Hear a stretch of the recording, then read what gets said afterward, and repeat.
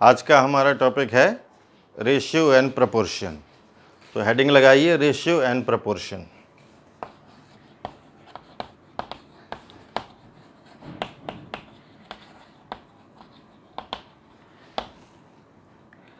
Ratio and proportion algebraic quantities पर apply करेंगे, algebraic quantities पर एप्लीकेबल है। तो let us take 4 algebraic quantities a, B, c and D.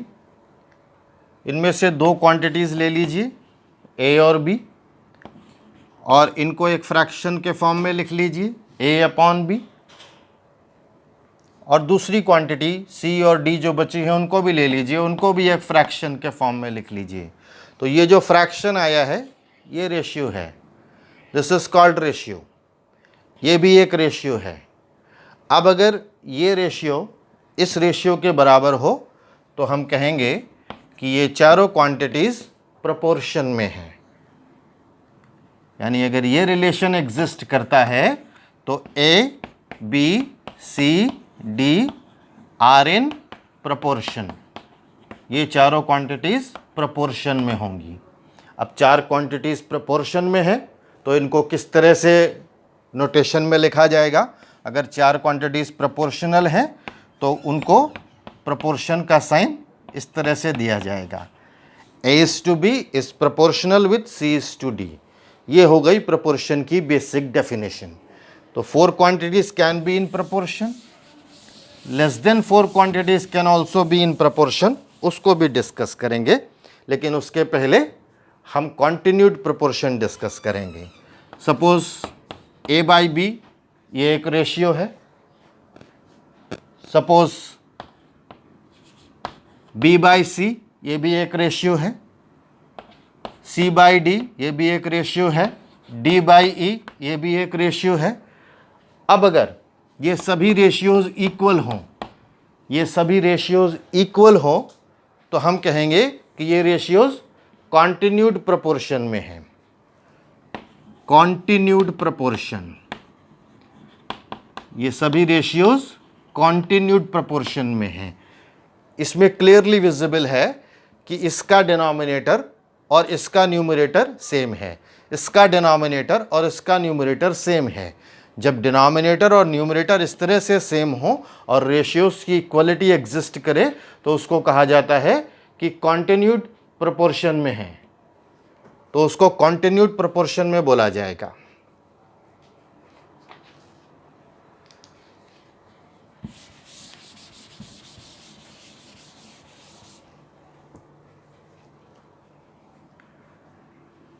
अब 3 algebraic quantities लेते हैं ए, बी, सी। ये हमारी 3 अलजेब्रिक क्वांटिटीज हैं। ये भी प्रोपोर्शन में हो सकती हैं, लेकिन प्रोपोर्शन में होने की कंडीशन क्या है? A is to B, B is to C के इक्वल हो, ये रेशियो इसके इक्वल हो। अगर ये कंडीशन एग्जिस्ट करेगी तो हम कहेंगे A, B, C are in proportion. A, B, C proportion में है। मगर इस प्रोपोर्शन को लिखा कैसे जाएगा? इस प्रोपोर्शन को इस तरह से लिखा जाएगा, A is to B is in proportion with B is to C। 3 quantities के प्रोपोर्शन को भी 4 क्वांटिटीज के प्रोपोर्शन के फॉर्म में लिखा जाता है, लेकिन इसमें जो मीन क्वांटिटीज हैं वो सेम होती हैं। इन दोनों को एक्सट्रीम क्वांटिटीज कहते हैं, इनको मीन क्वांटिटीज कहते हैं। और ये जो टर्म है बीच वाला टर्म, इसके लिए एक नाम है जिसे कहते हैं मीन प्रोपोर्शनल। इसको कहा जाता है मीन प्रोपोर्शनल। अब a by B is equal to B by C है, क्लियरली विजिबल है कि आप क्रॉस मल्टीप्लाई कर देंगे तो B square is equal to A C आएगा।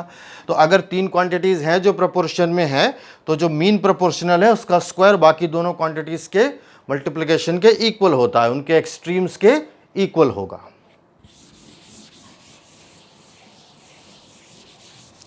अब हमको रेशियो एंड प्रोपोर्शन के बेसिक लॉ को समझना है, componendo and dividendo. Componendo and dividendo को समझने के लिए पहले कुछ बेसिक टर्म समझने पड़ेंगे। पहले समझते हैं इन्वर्टेंडो क्या होता है। इन्वर्टेंडो नाम से ही क्लियर है, इन्वर्टेंडो, इन्वर्ट कर दो। तो a by B is equal to c by d, या इसको प्रोपोर्शन में लिखना हो तो a is to b is in proportion with c is to d. Invert कर दीजिए, अगर a is to b is equal to c is to d है तो हम कह सकते हैं b is to a d is to c के इक्वल होगा। बस यही इन्वर्जन इन्वर्टेंडो है। अब दूसरी बात समझते हैं, व्हाट इज अल्टरनेंडो।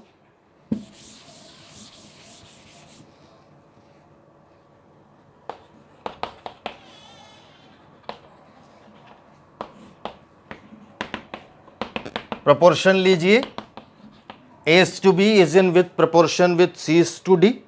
अब ये प्रोपोर्शन में है तो a by B is equal to c by d है, क्रॉस मल्टीप्लिकेशन तो हो सकता है, तो a by c is equal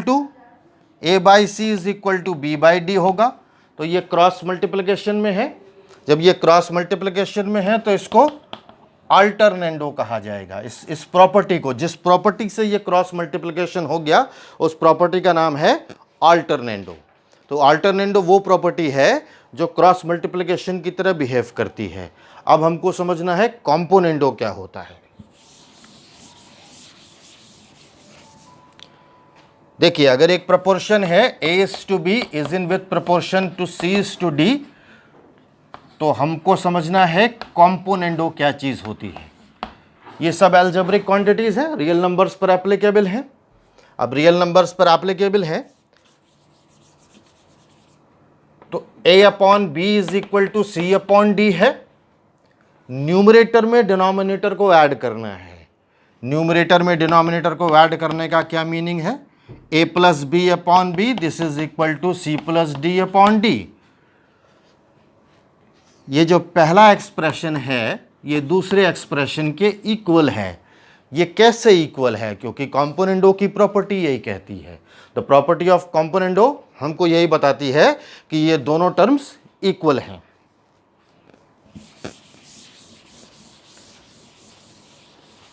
अब कॉम्पोनेंडो के बाद जो नई प्रॉपर्टी हमको समझनी है वो डिविडेंडो है। डिविडेंडो सब्सट्रैक्शन पर बेस्ड है।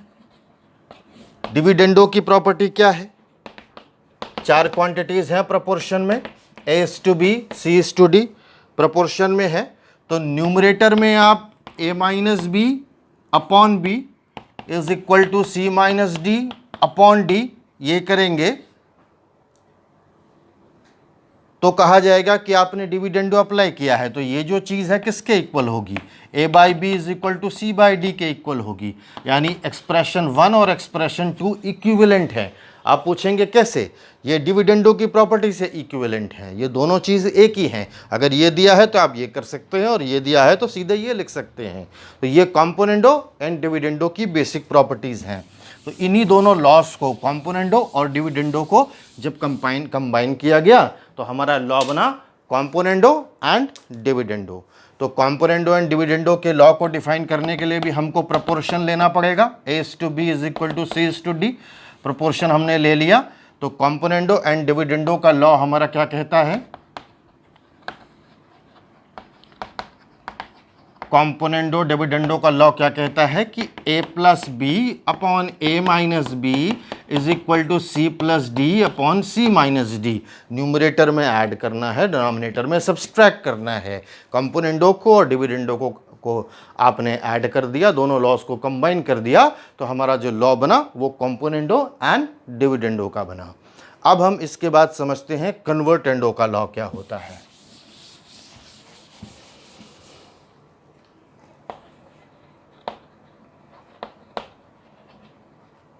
हमारे पास एक प्रोपोर्शन है a is to b proportion c is to d।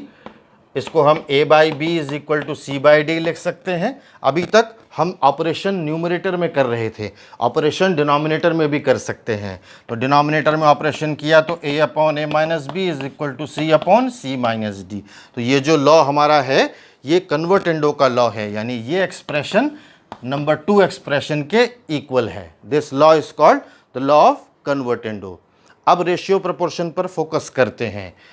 हमारा प्रोपोर्शन किस बात पर बेस्ड है? हमारा प्रोपोर्शन रेशियो पर बेस्ड है। ज़रा रेशियो पर ध्यान दीजिए।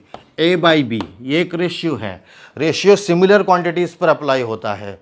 तो अगर ये क्वांटिटीज सिमिलर हैं तो इनका कोई यूनिट नहीं होगा, तो ये यूनिटलेस होता है। A बाई बी का कोई यूनिट नहीं होगा। Point number 1।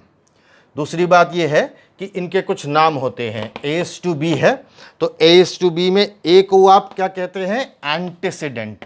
A को कहते हैं एंटीसीडेंट और B को क्या कहते हैं?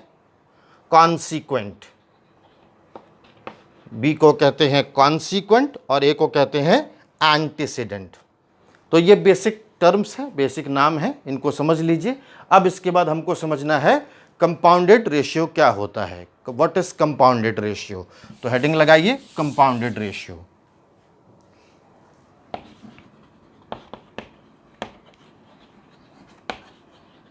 कंपाउंडेड रेशियो, मान लीजिए एक रेशियो हमारा A/B है, दूसरा रेशियो कोई भी ले लीजिए C/D है, एक और रेशियो ले लीजिए E/F है। अगर ये रेशियो आप आपस में मल्टीप्लाई कर दें सारे के सारे, तो जो नया रेशियो बनेगा, कोई ज़रूरी नहीं है 3 लेंगे, n नंबर ऑफ रेशियोज़ कितने भी ले सकते हैं, 2 भी ले सकते हैं, लेकिन 1 से ज़्यादा होने चाहिए। तो ये सारे रेशियो जब मल्टीप्लाई होंगे तो इनको कहा जाएगा कंपाउंडेड रेशियो। तो compounded ratio multiplication of the ratio है।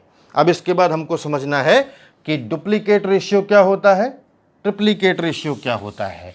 तो डुप्लीकेट रेशियो और ट्रिप्लीकेट रेशियो में कुछ नहीं, केवल न्यूमरेटर और डिनोमिनेटर का स्क्वायर और क्यूब कर देना है। तो मान लीजिए A बाई बी हमारा रेशियो है, समझ क्या रहे हैं हम? डुप्लीकेट रेशियो समझ रहे हैं, डुप्लीकेट रेशियो। और क्या समझ रहे हैं? Triplicate ratio. डुप्लीकेट रेशियो और ट्रिप्लीकेट रेशियो। तो A बाई बी तो हमारा रेशियो है, इस रेशियो को स्क्वायर कर दीजिए, A² बाई B², तो ये हो गया डुप्लीकेट रेशियो। इसी का क्यूब कर दीजिए, A³ बाई B³, तो ये हो गया triplicate ratio.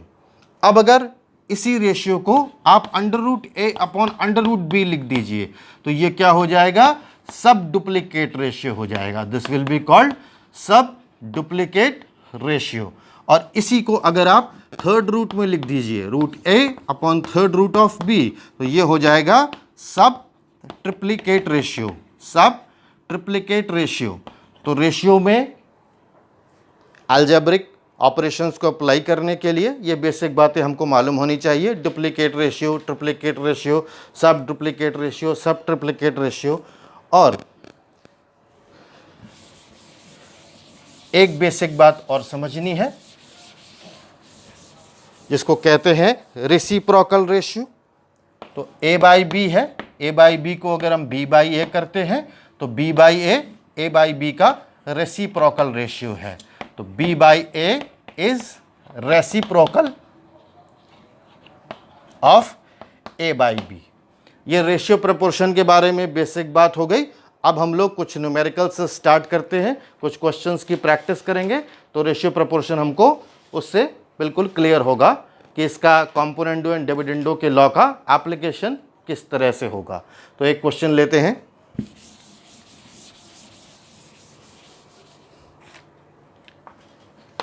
Four x square plus XY upon 3XY minus Y² is equal to 12 upon 5।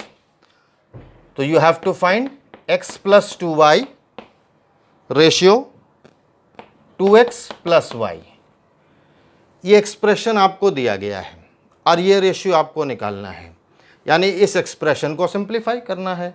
इस एक्सप्रेशन को सिंप्लीफाई करने का बिल्कुल बेसिक मतलब ये है कि इसको अलजेब्रा की इक्वेशन की तरह सॉल्व करना है। तो अलजेब्रा की इक्वेशन हमारी क्या कहती है? अगर इस तरह का एक्सप्रेशन है तो पहले क्रॉस मल्टीप्लिकेशन कर दीजिए। क्रॉस मल्टीप्लिकेशन करते हैं। 4x² plus XY multiplied by 5 is equal to 12 3XY minus Y²। तो this will be 20x² plus 5XY, अंदर मल्टीप्लाई कर दिया, is equal to 36XY minus 12Y²। अब इसको एक तरफ ले आइए। 20x² plus 12y² plus 5xy minus 36xy is equal to 0। यहां तक पहुंच गए? नोट कर लीजिए इसको।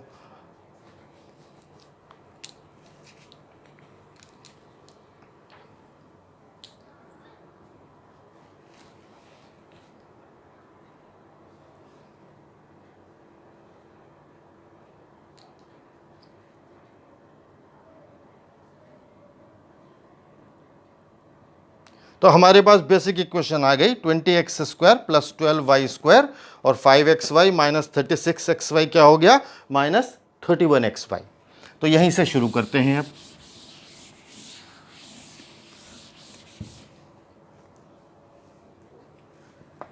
हमारी इक्वेशन है 20x² plus 12y² minus 31xy is equal to 0। ये हमारी बेसिक इक्वेशन हो गई। हमको जो रेशियो चाहिए वो x y में चाहिए, x प्लस 2y और 2x प्लस y में चाहिए। तो हमको x बाई वाई बेसिकली चाहिए। तो देखिए x बाई वाई कैसे बन पाएगा? एक्स वाई बाई बनने का एक ही चांस है। पहली बात तो हमारे लिए प्रॉब्लमेटिक ये एक्स वाई है। तो एक्स बाई वाई बनाने का बेसिक रूल ये है कि आइदर इस इक्वेशन को आप एक्स स्क्वायर से डिवाइड कर दीजिए या इस इक्वेशन को आप वाई स्क्वायर से डिवाइड कर दीजिए, तो हमको एक्स बाई वाई में इक्वेशन मिल जाएगी। तो हम शुरुआत करते हैं, इसको हम वाई स्क्वायर से डिवाइड कर देते हैं। तो वाई स्क्वायर से आपने डिवाइड किया तो 20x² upon y square plus 12y² upon y square minus 31xy upon y square is equal to 0। अब क्या फ़ायदा हुआ हमको? एक फ़ायदा ये हो गया कि ये एक्सप्रेशन हमको कांस्टेंट मिल गया, एक वेरिएबल यहाँ से एलिमिनेट हो गया, एक वेरिएबल एलिमिनेट हो गया और यहाँ से हमने y को एलिमिनेट कर दिया।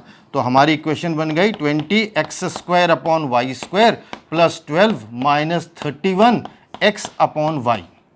ये हमारी इक्वेशन बन गई। This is equal to 0। अब इस बेसिक इक्वेशन को सॉल्व करना हमारा काम रह गया। ये बेसिकली एक क्वाड्रेटिक इक्वेशन है जो आपको समझ में आ रहा है। आप x बाई वाई को z मान लीजिए तो ये 20z² plus 12 minus 31z is equal to 0 है। तो हमारा आगे का काम केवल फैक्टराइजेशन का रह गया, लेकिन इतना सिंप्लीफिकेशन करने की ज़रूरत नहीं कि आप इसको z मानिए, x बाई वाई में ही सॉल्व करते हैं इसको।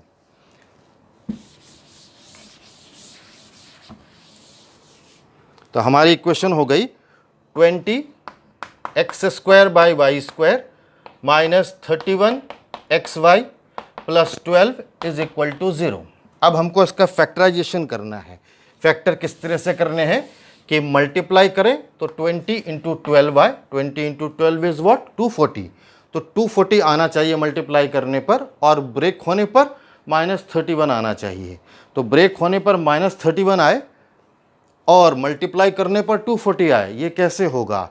दो नंबर्स देखिए 15 और 16, अगर इसको माइनस 15 और माइनस 16 में ब्रेक कर दिया जाए तो इसके फैक्टराइजेशन इजीली हो जाएंगे। तो 20x² upon y square minus 15x upon y minus 16x upon y plus 12 is equal to 0। आपने इसको ब्रेक कर दिया, इसको ऐड किया तो क्या आया? माइनस 15 माइनस 16 इज माइनस 31, और मल्टीप्लाई किया तो क्या आया? प्लस हो जाएगा 240। अब इसको आगे सॉल्व करते हैं। तो 20x² upon y square minus 15x upon y, यहाँ से क्या कॉमन मिल सकता है हमको? 5x अपॉन वाई कॉमन मिल सकता है। 5x अपॉन वाई यहाँ से कॉमन निकल आया तो 4x अपॉन वाई यहाँ पर बचा minus 3। 4x upon y minus 3 यहाँ पर बचा, और यहाँ से क्या कॉमन निकल सकता है? यहाँ से 4 कॉमन निकल सकता है। जब 4 कॉमन निकल आया तो यहाँ पर क्या बचा? 4x अपॉन वाई माइनस का लिया है तो माइनस 3 इज इक्वल टू 0। अब इन दोनों एक्सप्रेशन से ये 4x अपॉन वाई है, इन दोनों एक्सप्रेशन से 4x upon y minus 3 common बाहर आ सकता है। तो हमने इसका फैक्टर कर दिए। 5x अपॉन वाई माइनस 4, ये एक ब्रैकेट में आ गया, और 4x upon y minus 3 is equal to 0। अब ये एक ब्रैकेट में आ गया। ज़ीरो प्रोडक्ट रूल हमारा क्या कहता है? ज़ीरो प्रोडक्ट रूल ये कहता है कि अगर दो क्वांटिटीज़ का मल्टीप्लिकेशन 0 है तो आइदर या तो ये 0 होगा या ये 0 होगा। इससे हमें क्या फ़ायदा होने वाला है, इससे हमको x अपॉन वाई की वैल्यू मिलने वाली है, क्योंकि x अपॉन वाई ही तो हमारा वेरिएबल है जिसको हम z की जगह पर यूज़ कर रहे हैं। तो चलिए इस पर ज़ीरो प्रोडक्ट रूल लगाते हैं।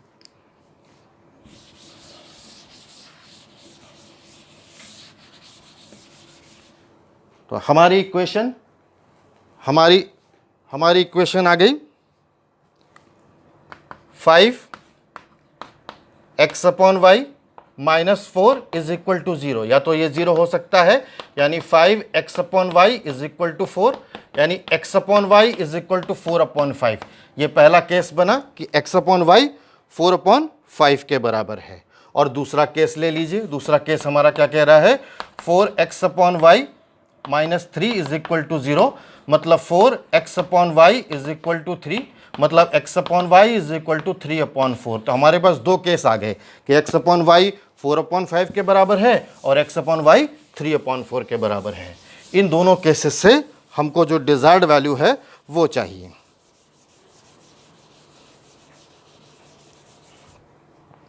तो देखिए हमको किसकी वैल्यू क्वेश्चन में पूछी गई थी, x plus 2y upon 2x plus y, इसकी वैल्यू पूछी गई थी।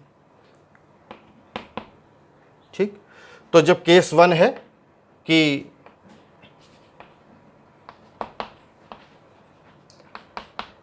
x अपॉन वाई की वैल्यू 4 अपॉन 5 है तो यही वैल्यू रख दीजिए, और इसी तरीके से केस 2 इवैल्यूएट करेंगे जिसकी वैल्यू 3 अपॉन 4 है।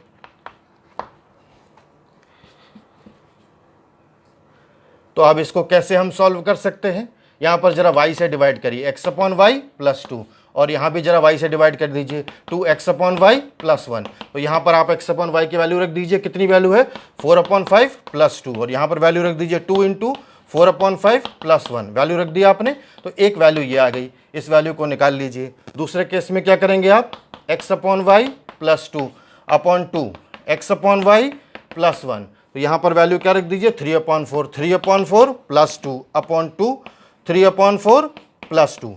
इसको सॉल्व कर लीजिए, एलसीएम ले लीजिए 5, 4 प्लस 10, और यहाँ पर एलसीएम ले लीजिए 5, तो ये 8 प्लस 5, तो ये वैल्यू हमारी निकल करके आ रही है 14 अपॉन 13। तो दिस वैल्यू इज़ 14 अपॉन 13, और इसको आप सॉल्व कर लीजिए, एलसीएम ले लीजिए 4, तो 3 प्लस 8, और यहाँ पर एलसीएम ले लीजिए 2, तो यहाँ पर 2, और ये वैल्यू आ जाएगी 6। तो आप इसको सॉल्व करेंगे तो ये 11, 4 एलसीएम ले लीजिए यहाँ पर, तो 6 प्लस 4, तो ये वैल्यू हमारी आ जाएगी 11 अपॉन 10। तो इस तरह से इस एक्सप्रेशन की हमारी दो वैल्यूज आई, एक वैल्यू हमारी आ रही है 14 अपॉन 13 और एक वैल्यू आ रही है हमारी 11 अपॉन 10। इस तरह से हमने इस एक्सप्रेशन को सॉल्व कर लिया। तो ये हमारा क्वेश्चन हो गया। अब एक सिंपल क्वेश्चन लेते हैं, थोड़ा इजियर क्वेश्चन लेते हैं। That was little tough. तो अब हम लोग नेक्स्ट वीडियो में और क्वेश्चंस डिस्कस करेंगे, क्योंकि ये क्वेश्चन ने काफ़ी टाइम ले लिया।